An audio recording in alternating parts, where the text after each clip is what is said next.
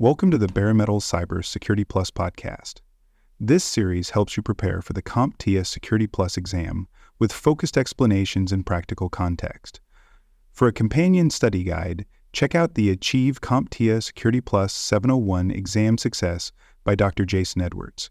It is the most concise and complete Security Plus guide on the market, built for busy professionals who want to pass the exam fast and on their first try.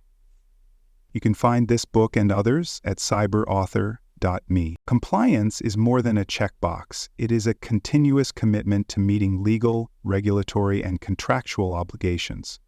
One of the most powerful tools in sustaining that commitment is compliance reporting. Whether performed internally or required by external regulators, reporting keeps organizations accountable, organized, and informed.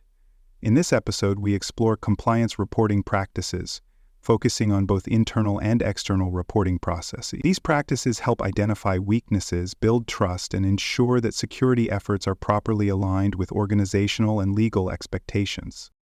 Let's start with internal compliance reporting. This refers to the set of practices, tools, and processes used by organizations to monitor, document, and communicate their compliance status within the business. Internal reporting is typically managed by the compliance team, the internal audit department, or security leadership, and is used to track how well the organization adheres to its own policies, controls, and risk tolerances. The importance of internal reporting lies in its ability to catch problems before they become public or regulatory issues. It gives leadership visibility into control effectiveness, identifies where procedures are being bypassed, and highlights areas that need attention or improvement. More importantly, internal compliance reporting promotes a culture of accountability, encouraging departments to take ownership of their responsibilities. Internal compliance efforts often begin with an internal audit. These audits may focus on specific domains, such as user access control, patch management, data retention, or incident response readiness. Audits compare current practices to documented policies, applicable laws, or industry standards. Gaps are identified, scored based on severity, and tracked through remediation plans.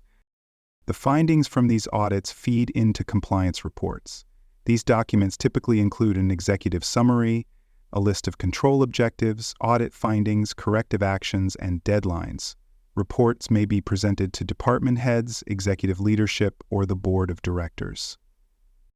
Let's look at a real-world example. A national insurance provider conducts quarterly internal audits to ensure compliance with data privacy regulations and internal security policies.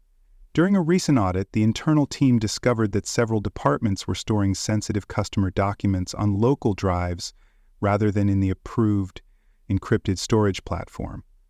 The issue had not yet resulted in a breach, but it violated the company's data handling policy. The compliance team created a report outlining the issue, its associated risk, and a remediation plan that included training, access restrictions, and updated documentation. Because of internal reporting, the company avoided a potentially serious incident and reinforced its internal culture of proactive security.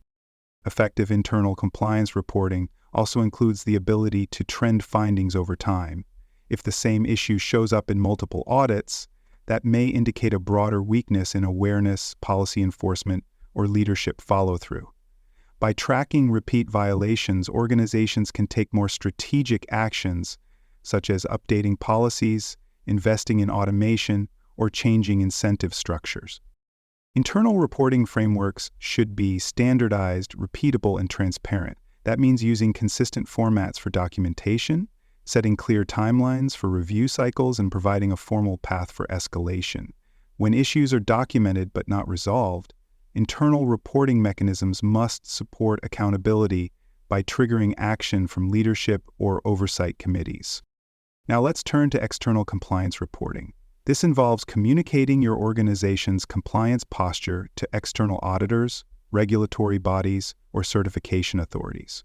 External reporting is often required for organizations in finance, healthcare, government, or any industry that handles sensitive data or operates under specific regulatory mandate.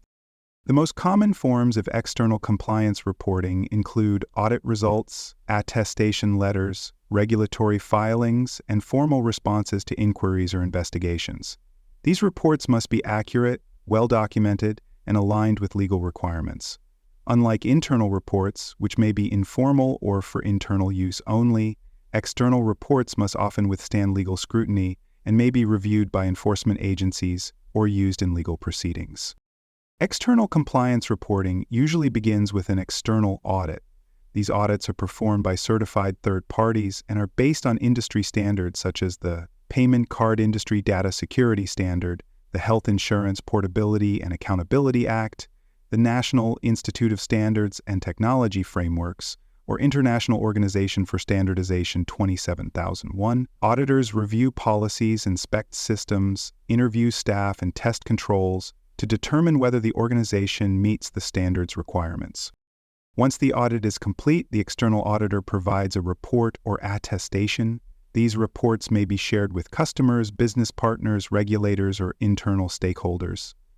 Some audits result in certifications that must be renewed periodically. Others produce findings that must be addressed within a certain time frame to avoid penalties or loss of certification. Let's explore a practical scenario. A healthcare provider is required to demonstrate compliance with the Health Insurance Portability and Accountability Act. As part of its external compliance obligations, it undergoes an annual third-party audit.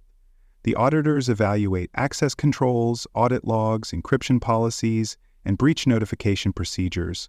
The resulting report shows strong compliance overall, but identifies one area of concern: inconsistent use of two-factor authentication on some legacy systems. The healthcare provider submits a corrective action plan to the regulator outlining steps to bring all systems into alignment within 60 days. The clear, timely report preserves the organization's standing and demonstrates good faith to regulators. External reporting can also take the form of proactive disclosure. If an organization experiences a breach, it may be legally required to report the incident to regulators or affected individuals within a defined time frame. The quality of that report, including how clearly it explains what happened, what data was involved, and what actions were taken, can influence legal outcomes, public trust, and regulatory responses. When preparing external reports, it is essential to involve legal, compliance, and public relations teams. Reports must be accurate, objective, and phrased in a way that balances transparency with legal risk. Many organizations maintain pre-approved report templates and incident response playbooks that guide reporting processes and ensure nothing is missed under pressure. From an exam perspective, you will need to understand the difference between internal and external compliance reporting. You may see scenario questions where an organization discovers a security issue and must decide who to notify or how to respond. You may also need to identify the purpose of a compliance audit or how reporting supports long-term risk management. Here is a study tip. If the question refers to internal policy adherence, departmental accountability, or audit tracking, it is about internal compliance reporting. If the scenario mentions certifications, regulators, or third-party audits, it is describing external compliance reporting. Pay close attention to who the report is for. That usually gives away the answer. Thanks for joining us for this episode of the Bare Metal Cybersecurity Plus podcast. For more episodes, tools, and study support, visit us at baremetalcyber.com. And before you take the test, make sure to check out the practice questions in the book Achieve CompTIA Security Plus SY0-701 Exam Success by Dr. Jason Edwards.